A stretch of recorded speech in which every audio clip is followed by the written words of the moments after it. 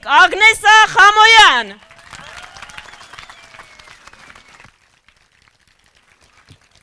Սիրելի հայրենակիցներ, սիրելի սևանցիներ, բարև ձեզ։ Շնորհակալ ենք ձեր ներկայության համար, այն ջերմության համար, որ ես մի քանի րոպեների ընթացքում արդեն հասցրել ենք զգալ։ Այսօր քարոզարշավի նախավերջին օրն է, եւ մեր ամբողջ թիմը այս մեկ ամսվա ընթացքում եւ դրանից էլ առաջ եղել է Հայաստանի բոլոր մարզերում, Երևանում, շփվել ենք քաղաքացիների հետ ու ինչպես 5 օր առաջ, 5 ամիս առաջ, 5 տարի առաջ փորձել ենք մեր քաղաքացիներին մի բան բացատրել, որ այս իշխանությունը ստի ու կեղծիքի իշխանությունն է։ Համաձայն եք։ Սիրելի սևանցիներ, ինչ էին ասում սրանք։ Սրանք Շուշիում պարում էին,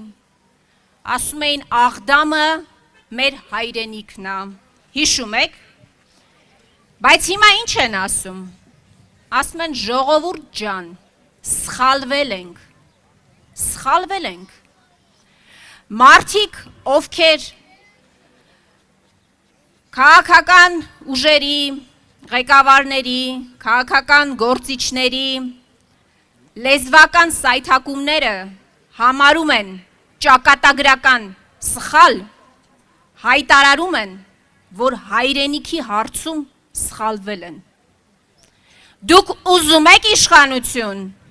որը հայրենիքի հարցում սխալվել է ու էլի է սխալվելու, եթե ընտրվի։ Հիմա ինչ են ասում։ Վերջերս Սյունիքում հայտարարում էր, ասում էր Սյունիքը Հայաստան է, ժողովուրդ ջան։ Ոնց որ ասում էր, որ Արցախը Հայաստան է։ Ասում են Գեղարքունիքը Հայաստան է, բայց դուք ունեք որևէ երաշխիք, որ վաղը Աստված մի արածե, եթե ընտրվեն, նորից չեն հայտարարելու, որ Գեղարքունիքի հարցում են սխալվել, Սյունիքի հարցում են սխալվել, то Երևանի հարցում են սխալվել, դուք նման երաշխիք ունեք, բայց մենք ասում ենք, Սևանը գյոյչա չի դառնալու, Երևանը Էրիվան չի դառնալու, Զանգեզուրի միջանցք չի լինելու, ադրբեջանցիներ Հայաստանում չեն բնակվելու, Ռամիլ Սաֆարովների երեխաները մեր երեխաների հետ դպրոց չեն գնալու։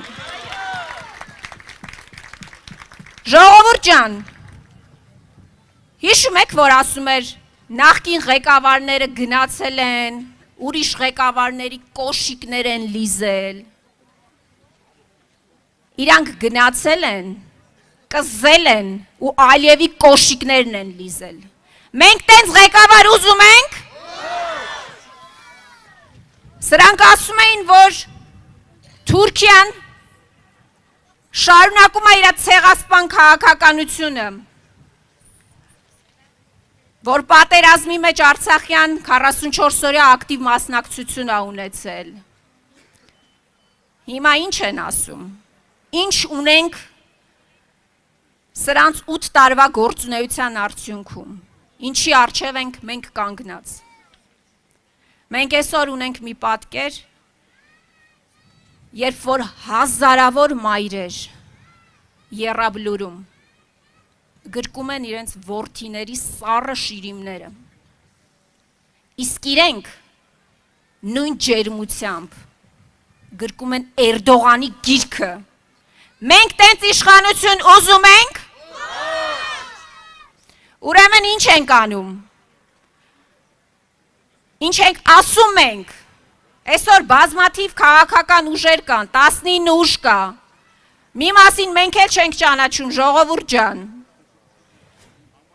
Առաջարկությունները տարբեր են։ Մեր առաջարկությունը շատ հստակ է։ Այս նկարագրածից համատեքստում դուք ընտրում եք մարդու, ղեկավարի, ով վաղը ոչ թե գրկելու է Էրդողանի գիրքը, կրծքին է սեղմելու, այլ բանակցելու այդ Էրդողանի հետ, արժանապատիվ է բանակցելու,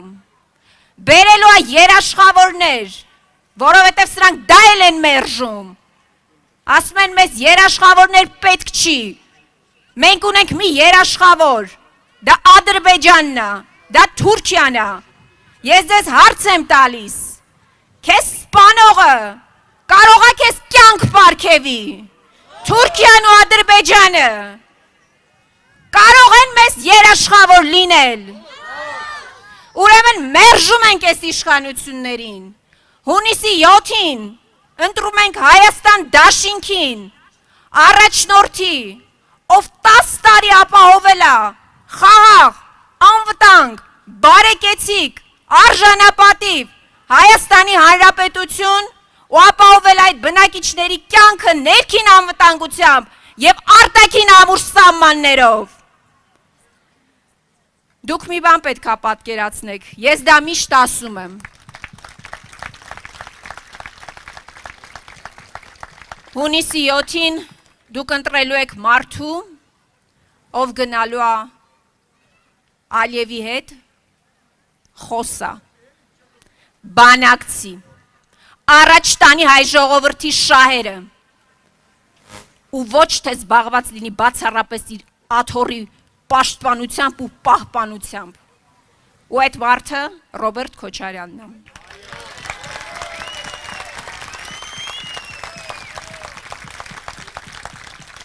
Մի անգամ Արցախում, մի անգամ Հայաստանում, ևս մի անգամ Հայաստանում։ Հունիսի 7-ին, համար 17-ին, հունիսի 7-ին, համար 17-ին։ Շնորհակալ եմ։ Շնորհակալություն, որովհետև միասին, սիրելի հայրենակիցներ, իսկապես Ադրբեջանցի բլոգերները լուսաբանում են, գովաբանում են